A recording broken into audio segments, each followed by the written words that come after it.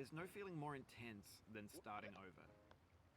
If you deleted your homework the day before it was due, as I have, or if you left your wallet at home and you have to go back after spending an hour in the commute. If you won some money at the casino and then put all your winnings on red but it came up black. If you got your best shirt dry cleaned before a wedding and then immediately dropped food on it. If you won an argument with a friend and then later discovered that they just returned to their original view. Starting over is harder than starting up.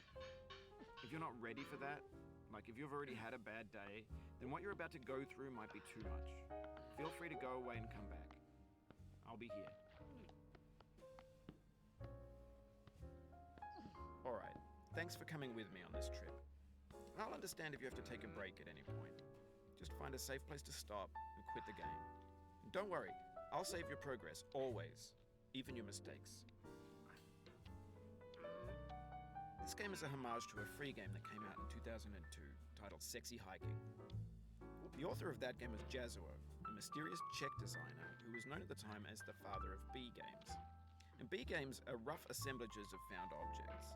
Designers slap them together very quickly and freely, and they're often too rough and unfriendly to gain much of a following. They're built more for the joy of building them than as polished products. In a certain way, Sexy Hiking is the perfect embodiment of a B game. It's built almost entirely out of found and recycled parts, and it's one of the most unusual and unfriendly games of its time. In it, your task is simply to drag yourself up a mountain with a hammer. And that act of climbing, in the digital world or in real life, has certain essential properties that give the game its flavor. No amount of forward progress is guaranteed. Some cliffs are too sheer or too slippery. And the player is constantly, unremittingly in danger of falling and losing everything. Anyway, when you start Sexy Hiking, you're standing next to this dead tree that blocks the way to the entire rest of the game. It might take you an hour to get over that tree, and a lot of people never got past it. You prod and you poke at it, exploring the limits of your reach and your strength, trying to find a way up and over. And there's a sense of truth in that lack of compromise. Most obstacles